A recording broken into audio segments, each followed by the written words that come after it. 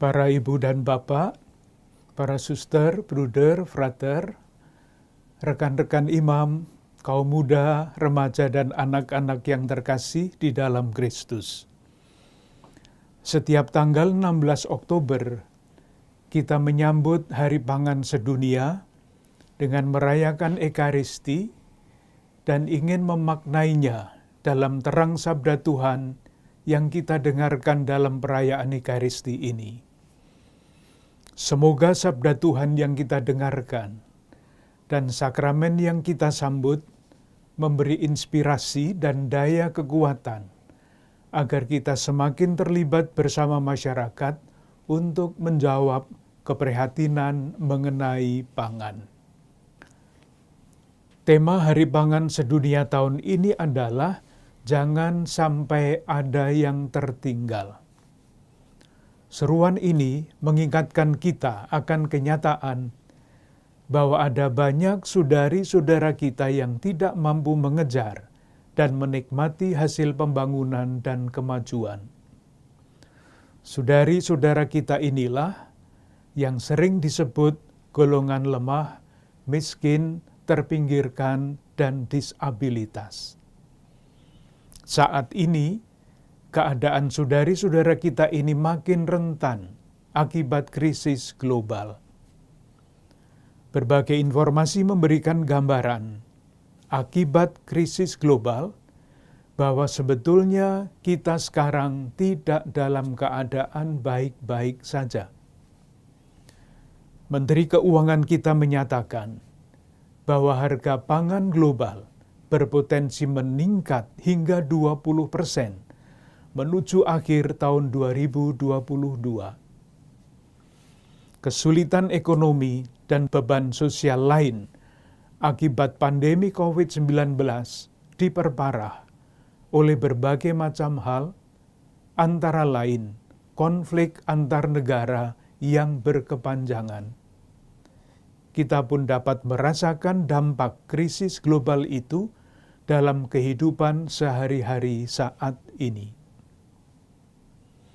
Pesan Hari Pangan Sedunia agar jangan ada seorang pun yang tertinggal ini menjadi tantangan iman dan moral bagi kita juga. Tantangan ini menjadi lebih mendesak lagi karena kita umat Katolik Keuskupan Agung Jakarta ingin mengamalkan ajaran sosial gereja melalui tema penghormatan martabat manusia dan semboyan, semakin mengasihi, semakin peduli, semakin bersaksi. Perayaan Hari Pangan Sedunia tahun 2022 ini dapat membantu kita untuk menyadari bahwa salah satu hak dasar manusia adalah hak atas kebutuhan makanan. Dalam rangka menghormati martabat manusia, kita dapat bertanya kepada diri kita masing-masing, keluarga, dan komunitas kita. Misalnya, apa yang bisa kita lakukan agar saudari-saudara kita yang tertinggal ini dapat memenuhi hak atas makanan? Bisakah kita menemukan dan membuka jalan sehingga saudari-saudara kita yang tertinggal dapat memiliki kesempatan yang sama untuk mendapatkan hak dasar atas pangan? Saudari-saudaraku yang terkasih di dalam Kristus, sabda Tuhan yang kita dengarkan pada hari ini menampilkan wajah Allah yang berbelas kasih.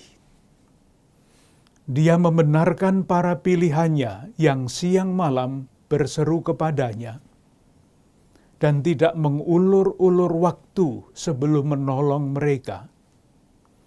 Wajah Allah yang seperti itulah yang mesti kita nyatakan dalam hidup kita, baik pribadi, keluarga, komunitas, maupun di Keuskupan Agung Jakarta ini. Untuk menyatakan wajah Allah yang berbelas kasih itulah, umat Katolik Keuskupan Agung Jakarta ingin bertumbuh dalam dinamika semakin mengasihi, semakin peduli, semakin bersaksi. Semboyan ini bukanlah sekedar konsep, melainkan undangan untuk bergerak dan bertindak. Gerakan dan tindakan kasih, peduli dan bersaksi mesti dilaksanakan dalam konteks yang aktual. Salah satu konteks aktual itu dapat kita lihat antara lain dalam data-data sebagai berikut. Pada tahun 2000 sampai 2019, 39,8% sampah di Indonesia merupakan sampah makanan, berkisar antara 115 hingga 184 kg per kapita per tahun. Jika itu dihitung dalam bentuk uang, nilai sampah makanan di Indonesia mencapai 330 triliun per tahun. Artinya, setiap orang Indonesia rata-rata membuang makanan senilai 2,1 juta rupiah per tahun.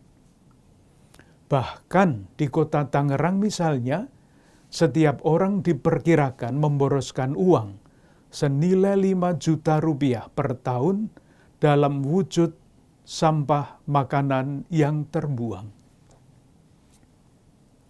Bagi kita, murid-murid Kristus, membuang makanan bukan hanya merupakan persoalan kerugian materi atau masalah ekonomi belaka, tetapi persoalan iman dan moral. Paus Fransiskus mengingatkan kita akan kenyataan yang tidak adil dan sangat memprihatinkan, bahwa saat ini sebenarnya tersedia makanan yang cukup untuk semua orang, namun tidak semua orang dapat memperoleh bagiannya. Di banyak wilayah di dunia termasuk Indonesia, makanan terbuang dan dikonsumsi secara berlebihan.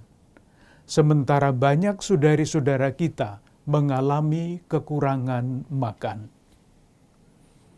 Paus Benediktus ke-16 memberikan nasihat yang lugas dengan mengutip kata-kata Santo Basilius, seorang uskup pada masa awal kekristenan. Agar kita, saya kutip, jangan bersikap lebih kejam daripada hewan, dengan mengambil bagi dirinya sendiri apa yang menjadi milik bersama dan merebut bagi dirinya apa yang menjadi hak semua orang. Tidak terpenuhinya kebutuhan pangan bagi banyak saudari-saudara kita menjadi salah satu tantangan, bahkan ancaman dalam mewujudkan martabat mereka sebagai manusia. Hari Pangan Sedunia Keuskupan Agung Jakarta tahun ini mengusung tema menghargai pangan sebagai wujud penghormatan martabat manusia. Pertanyaan pokok yang harus kita tanggapi dan jawab adalah ini. Apa yang mesti kita lakukan supaya hak dasar atas pangan saudari-saudara kita yang berkekurangan dapat kita penuhi? Dan dengan demikian, kita mengangkat martabat saudari-saudara kita itu. Beberapa contoh konkret dapat kita lakukan. Kita dapat menghargai pangan dengan mengupayakan pola makan secukupnya dan sehat, serta tidak membuang makanan. Ini adalah tindakan iman, karena pangan adalah anugerah Allah bagi semua orang.